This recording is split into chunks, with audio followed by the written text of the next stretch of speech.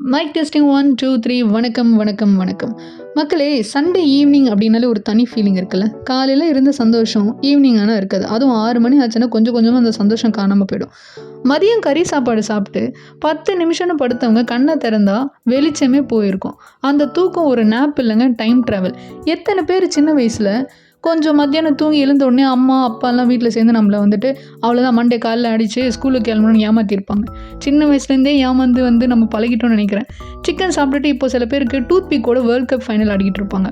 அந்த ஒரு சின்ன துண்டு கடாப்பல்ல மாட்டிக்கும் பாருங்கள், அது எடுக்கிறதுக்குள்ளே வாழ்க்கையே கேள்விக்குறி ஆகிடும். சில வீட்டில் இன்னும் ஒரு சஸ்பென்ஸ் நடந்திருக்கும். ஃப்ரைடே ஆஃபீஸ் பேக்கில் வச்சு அந்த டிஃபன் பாக்ஸு இன்னுமே எடுத்துருக்க மாட்டாங்க. இதுக்குள்ளே என்ன சயின்ஸ் எக்ஸ்பெரிமெண்ட் இருக்கும் அப்படின்னே ஒரு பயம் வந்துடும். இது எல்லாத்தையும் தாண்டி யாருக்குமே தெரியாமல் அந்த டிஃபன் பாக்ஸை வாஷ் பண்ணி வைக்கணும். சண்டே நைட்டு ஒரு 7 மணி ஆகிடுச்சுன்னா ஒரு சைலண்ட் வில்லன் வருவான். அவன் பேர் தான் மண்டே. இன்னும் வந்திருக்க மாட்டான், ஆனால் அவன் ஷேடோ மட்டும் மனசுக்குள்ள அப்படியே வந்துடும்.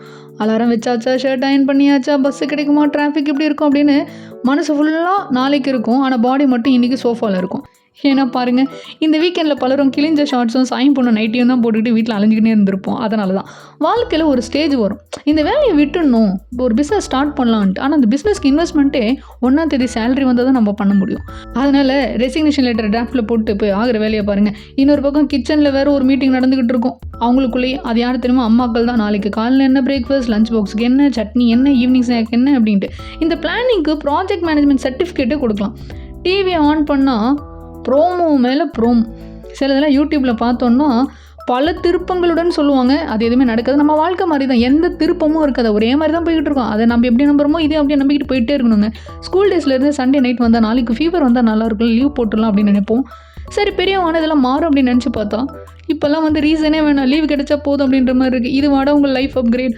ஆனால் ஒரு விஷயம், சண்டே ஈவினிங் என்ன தான் சோகமாக இருந்தாலும் அதே சண்டே மார்னிங் நம்ம எவ்வளோ சந்தோஷமாக இருந்திருப்போம், சிரிச்சிருப்போம், நல்லா சாப்பிட்ருப்போம், கொஞ்சம் ரிலாக்ஸ் ஆகியிருப்போம். அதனால் மண்டே திட்டுறதுக்கு முன்னாடி சண்டேக்கு ஒரு தேங்க்ஸ் சொல்லுங்கள். அப்புறம் உங்கள் எல்லாருக்கும் மண்டே நினச்சா எதை பற்றி ரொம்ப கவலை, பயம், சோகமாக இருக்குது அப்படின்றத மறக்காமல் கமெண்ட் செக்ஷனில் சொல்லுங்கள். இது போல் இன்னொரு அழகான வீடியோவில் திருப்பி நாளைக்கு உங்களை சந்திக்கிறேன். அது வரைக்கும் டாட்டா பை பை சொல்லிக்கிட்டு கிளம்புறது நான் உங்கள் ஆர்ஜே.